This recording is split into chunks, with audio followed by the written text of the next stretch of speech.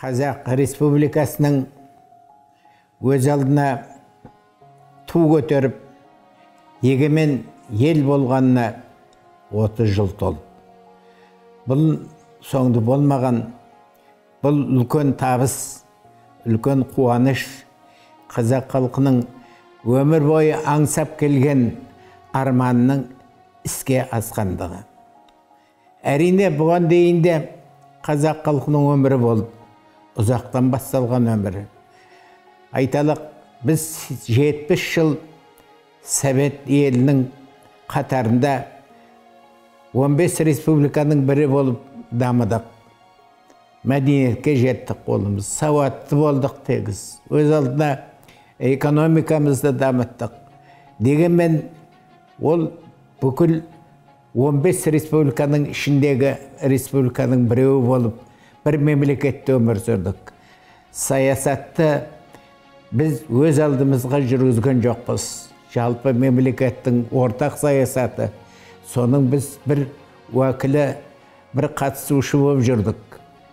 Ал егемендік алғандан кейін біз өз алдымызға ел болып, кез келген елмен тура сөйлесіп, тура қатынасып, олардың өкілдерін қабылдап, өзіміздің азаматтарымызды жіберіп, сауда жүргізіп, басқа да саясат жүргізіп, Қазақстан дамыған ірі елдердің қатарында әлемде белгілі болып дами бастады. Бұл біздің ата-бабаларымыздың ежелден келе жатқан арман еді. Сол арман іске асты. Бұл үлкен табыс, бұл үлкен қуаныш. Әрине, оның ар жағында біз 70 жыл Совет одағында өмір сүрдік. Ол кезде біз алғашқы отырықшы елге айналдық. Ол кезде біздің өндірісіміз дамыды. Ол кезде біздің жердің байлығын үлкен ғалым, қазақ халқының мақтанышы Қаныш Имантаев Сәтбаевтың еңбегін аса ерекше айтуымыз керек. Ол қазақтың жерінің, кең байтақ жерінің, жер қойнауындағы үлкен байлықтарын ашып, отанға берді. Біздің отанымыз соның нәтижесінде тез дамыды. Ресейдің өзін көтерген сол Қазақстан сияқты аймақтағы елдердің, республикалардың кең байлықтарының арқасында СССР үлкен державаға айналды. Ол да біздің тарихымызда. Осы табыстардың ішінде әрине Қаныш Имантаевтың еңбегі өте зор. Қаныш Имантаев сияқты тарихта сирек кездесетін данышпандардың бірі. Соның арқасында қазақ халқын бүкіл ел танып білді. Біздің мақтанышымызға олар да қуанды. Елге белгілі ірі елдің қатарына қосылдық. Сол кездерде біздің елімізде бүкіл ел тануына себеп болған біздің ел басшымыздың басқа елдермен тікелей байланыс жасауы. Мәселен, Нұрсұлтан Әбішевич Назарбаев, ең бірінші президентіміз, бүкіл әлемдегі белгі елдердің барлығына барды, барлығымен танысты, барлығын қазақ елі бар екен, қазақ республикасы бар екен, қазақ халқы бар екен көрсетіп, елге таныстырды. Соның нәтижесінде біз ірі дамыған елдермен тең қатар өмір сүрген елдердің бірі болдық. Бұл тарихымыздағы ең алғашқы бір табыстарымыз. Оның дәлелі, мәселен, тарихта ең бірінші рет біздің республикамыздың президенті Нұрсұлтан Әбішевич Назарбаевты Жапон императоры қабылдады. Оны ағылшын королевасы қабылдады. Бұл тарихта біздің қазақ халқының маңдайында, тарихында ең алғашқы бірінші болған оқиғалар. Оның бір жағында Рим папасы өзі келіп Қазақстанға, Астанаға барып, біздің еліміздің қонағы болды. Бұл жаңағы айтқан жағдайларға байланысты соның бір көрінісі. Міне осындай дәрежеге біз қалай жеттік? Әрине халықтардың достығы, әрине біздің мемлекетіміздің адал дұрыс жолға түсіп дамып келе жатқаны, біздің өсіп отқанымыздың бір көрінісі деп атауға болады. Әйтпесе, мына қасымыздағы ірі мемлекет Россия, соған Рим папасы өмірі барған жоқ. Немесе басқа елдің басшылары, жаңағы айтқан үлкен елдердің басшыларының қабылдауында болған жоқ. Оларға қарағанда әрине қазақ халқының осындай үлкен белгілі дәрежеге жетуі, қазақтың экономикасы, қазақ халқының көңіл күйі, қазақ жері, міне осының бәрі бізді үлкен дәрежеге көтеріп, сондай мақтанышқа ие болып отырмыз. Әрине, біздің еліміздің келешекте де үлкен табысқа жететін мүмкіндіктеріміз бар. Дегенмен, шын айтатын болсақ, бір мезгілде, бір кездерде Совет елінің, Совет одағының ішінде сол көп елдің бірі болып дамығанымыз, бір этап, бір ерекше жағдай, өз алдымызға ел болғанымыз екінші жағдай. Екеуіне байланысты толып отырған қуаныштары бар, табыстары бар, қиындықтары да болды. Қиындықсыз табысты болмайды, ол тарихта өз диалектикалық байланысты нәрсе. Міне осыған байланысты айтайын дегенім. Совет кезінде, Совет елінде Қазақстан мықты дамыды. Ол белгілі. Жаңа айттым, біздің экономикамыз дамыды. Оған әсер еткен біздің ғалымдарымыз, ғылым академиясы ашылды. Ол академияның алғаш президенті болып жолға қойған тағы да айтайын Қаныш Имантаевич Сәтбаевтың үлкен рөлі болды. Ол қазақ жерін бес саусақтарындай біліп, алғаш кезде жұмыс істеген жері бір ғана кішкентай Қазақстанның бір бөлшегінде болатын болса, кейін бүкіл Қазақстанның экономикасын көтеріп, Отан соғысының көзінде Совет одағының үлкен арсеналына айналды Қазақстан. Оған да Қаныш Имантаевич Сәтбаевтың геолог ретінде, үлкен ғалым ретінде осы байлықтарды ашып, отанға жұмсауында үлкен рөлі болды. Біз әрине бұны мақтан етіп айтамыз. Біздің маңдайымыздағы ірі қайраткерлердің үлкен бір уәкілі Қаныш Имантаевич Сәтбаев еді.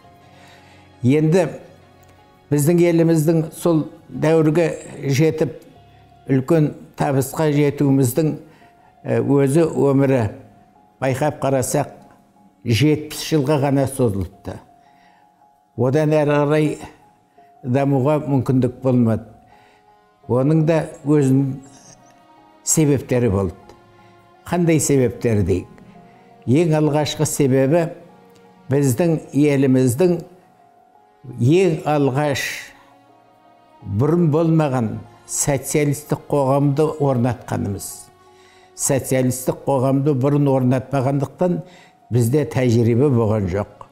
Ой жөнінде теория болғанмен практикасы болмағандықтан біз осы жерде екеуін байланыстырып, елімізде ілгері қарай дамытудың жолдарында кейбір жерде олқылықтар кетті. Сол олқылықтардың бірі, ең алдымен айтатынымыз, Совет елі 20 жылдың ішінде адам танымайтын ірі державаға айналды Совет елі. Адам танымайтын.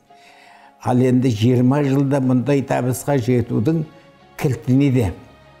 Кілті сол кездегі мемлекетті басқарған кісілердің не нәрседен бастауымыз керек елді көтеру үшін деген ойға жауапсыз дегені. Ол үшін өндірісті дамыту керек, ауыл шаруашылығын дамыту керек, мәдениетті дамыту керек. Осы үш саладан біз тез дамитын болсақ, біз тез арада ірі мемлекетке айналамыз деді. Ол үшін де қандай неден бастау керек дегенде, сол мәселені шешкендері. Ірі өндірісті дамытуда барлық күш не нәрсеге жұмсалу керек деген мәселе.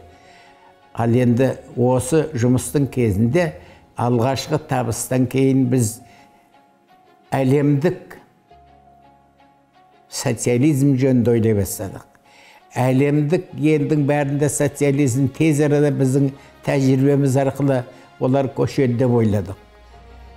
Сол үшін оларға біз үлкен жәрдем бере бастадық. Біздің көп байлықтарымыз шетелге кете бастады соларға. Бірақ бұнымыз біздің күшімізді азайтты.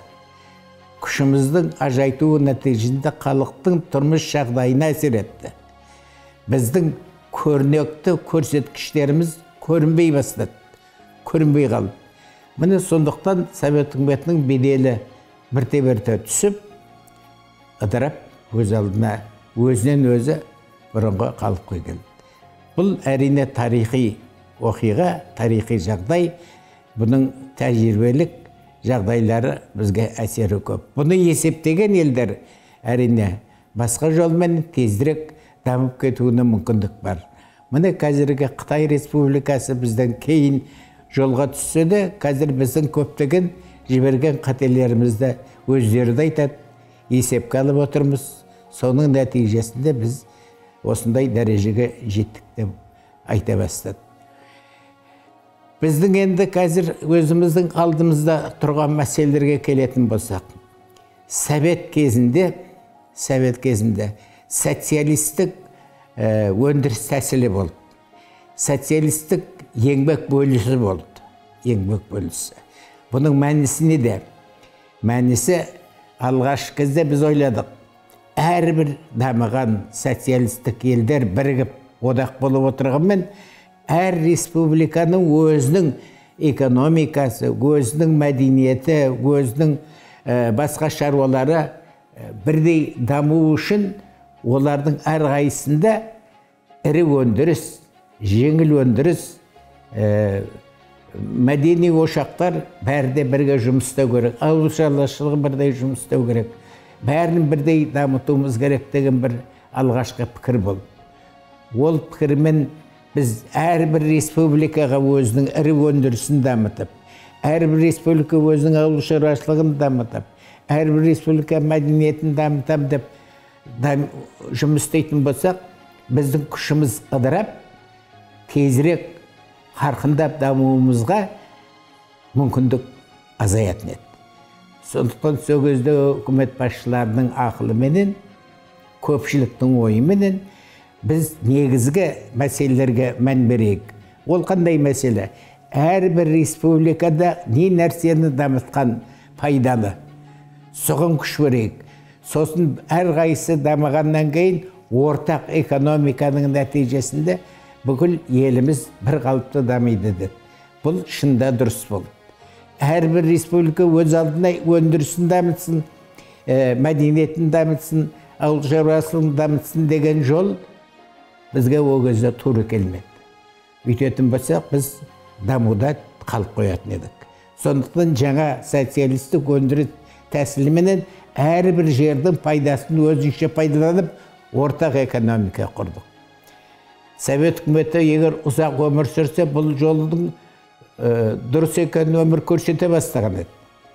Бірақ кеткен қателердің нәтижесінде біздің экономикамыз басқа елдерге қарағанда тезірек дамудың орнына қиындай бастады. Соның нәтижесін айттық қандай болып біткенін. Ал енді сол республика өз алдына ыдырағаннан кейін, өз алдымызға республика болып шыққаннан кейін байқасақ, бұрынғы социалистік дәуірдегі өндіріс тәсілі, бұрынғы социалистік дәуірдегі еңбек бөлісі енді бізге тура келмейді екен. Бізге енді өз алдымызға экономиканы дамытуымыз керек екен. Басқа структура, Басқа шаруашылықты бастауымыз керек екен. Осы жерде қиындық болды. Қиындықтың нәтижесінде көптеген бұрын одақтық дәрежедегі өндірістер соған біз қатысымыз болды. Кейбіреуіне біз руда бердік, кейбіреуіне басқа жәрдем бердік. Қосылып, экономикамызды дамыттық. Кейін солар тоқырап қалды. Қазақстанға бұл өте ауыр тиді. Ол бірінші ауыр тигені. Екінші ауыр тигені. Совет одағы бір ғана социалистік ел болды. Бізді қоршаған елдердің бәрі социалистік ел емес. Біз сол елдің бәрі социалистік жолға түседі деп ойлап едік. Оны біз шамалы асығысты қой екен. Оған әлі уақыты ауылы алыстау екен. Соны есептеуіміз керек. Біз соны есептемей, тезірек анау елдердің бәріне өзіміздің экономикамыздың, қаражатымыздан жәрдем бере бастадық. Дамыған елдер, Африка, Азия, Түстік Америка елдері. Содан кейін капиталистік елдердің, дамыған елдердің өзіне де сол жердегі революциялық күштердің өсуі үшін жәрдем керек деп, оларға да жәрдем бердік. Бұл бізге өте, бір ғана мемлекетке өте ауыр тиді. Бұл байқап қарасақ, бұл жолымыз біздің өте ауыр жол екен.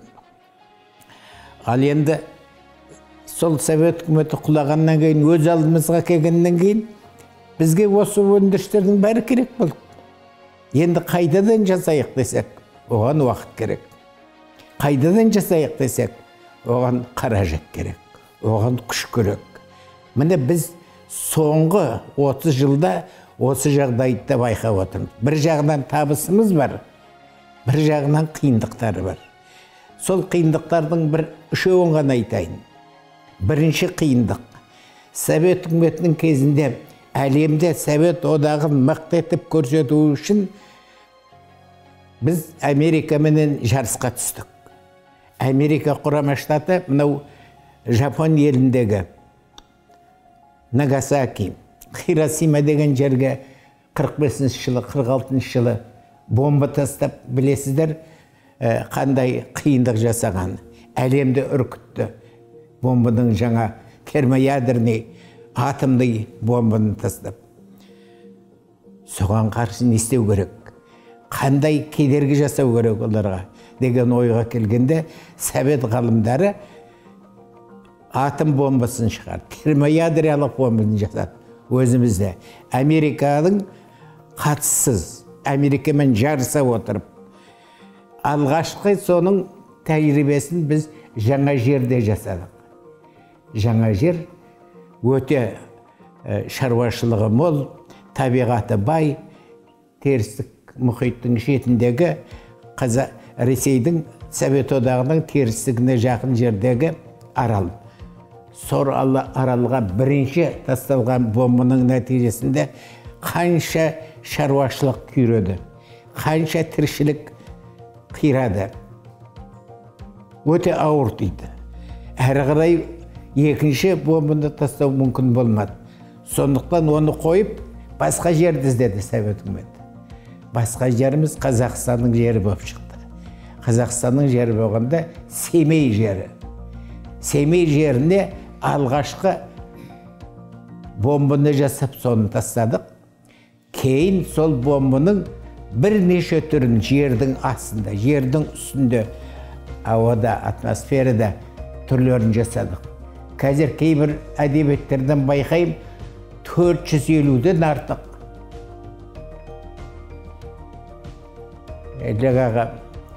жарылыстар жасаған екенбіз. Соның нәтижесінде әлемдік соғысты тоқтаттық. Әлемдік соғыс тоқтатып, біздің еліміз тыныштық жағдайда қалды. Бірақ бұл бізге оңайға тиген жоқ. Оңайға тиген жоқ.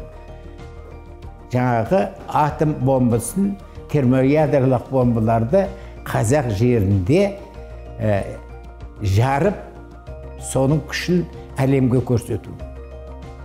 Екінші мәселе, космосқа жарыс басталды. Америка құрама штаты оған да бізді итермеледі.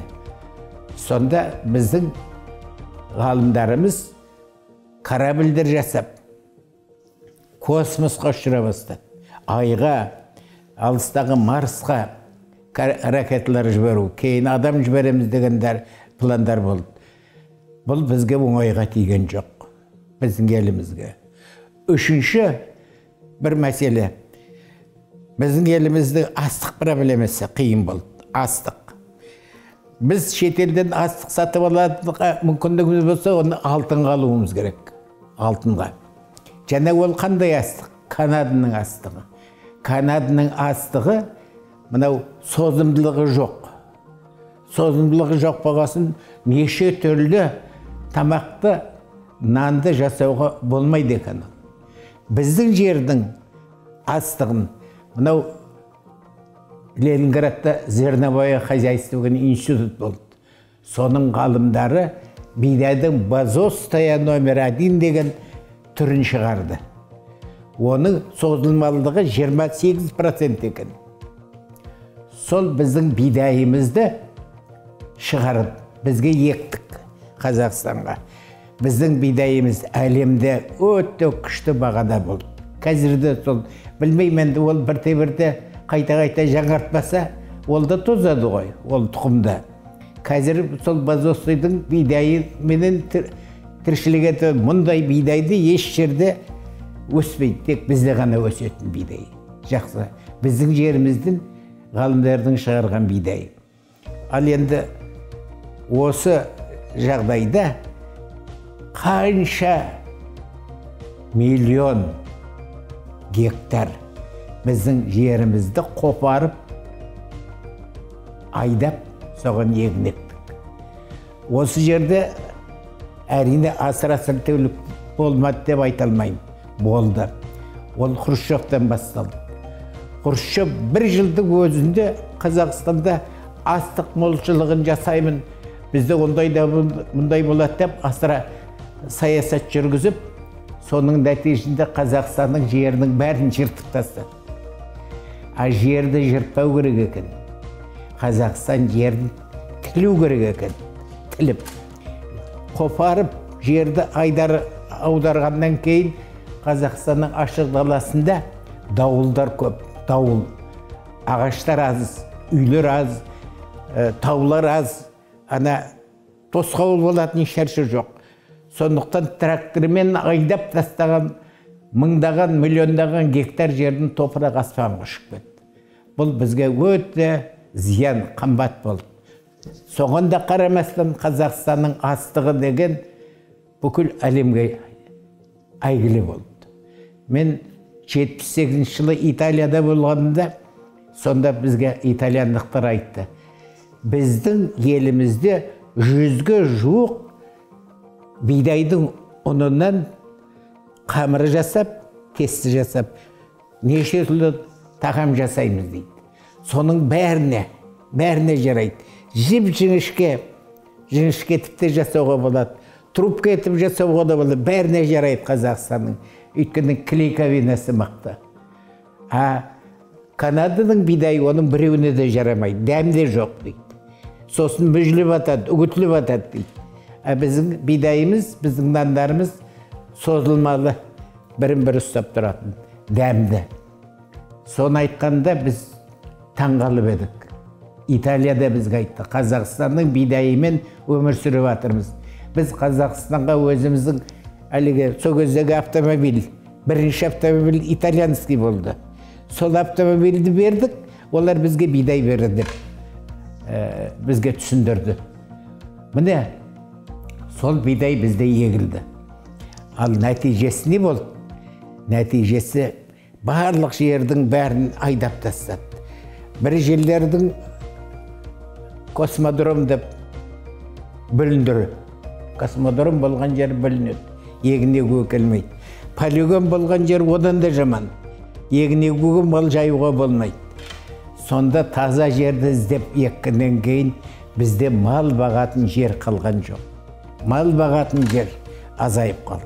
Соған сәйкес малдың салмағы, саны азайды. Малдың салмағы азайды, саны азайды. Мен әлі күнге дейін айтайын, Хрущевтің осы Целиноградқа келіп сөйлегенін мен өз құлағыммен естідім. Хрущев айтты, Мынау дейді, ат жылқының керегі жоқ дейді. Жылқы дегені просто гуляет, траву ест у нас. Жылқыны құрту керек деді. Солай тапсыра берді Хрущев. Бұны қалай түсінуге болады? Соның нәтижесінде жылқыны әулиедей санайтын, қанатым деп санайтын қазақ халқы жылқыны қыра бастағаннан кейін қандай қиындық болды. Мен білем, 1-2 жылға дейін бүкіл магазиндерде, бүкіл ресторанда тек жылқы еті соны сататын болды. Бәрін сойып. А жылқы ғана ет емес, қойларды да қыра бастады. Бәрін малдың санын, ана жердің бәрін айдап тастағасын. Bir жерлері космодром болған жер, бір жерлері полигон болған жерлер жарамайды егін егуге. Сонда қалған жердің бәріне егін еккесін малды ұстайтын жер қалмады. Мал қырылды. Малды қыруға тура келді. Міне осындай қиындықтарды біз Совет үкіметі өткеннен кейін, өз алдымызға егемен болғаннан кейін байқай бастадық. Осыны көрдік, осыны бүгінде сезіп отырмыз. Бірақ мен 1-2 күн болды, радиодан естідім, біздің ғалымдарымыз тың жердің бір жаңа түрлерін тауыпты бір жерлерде.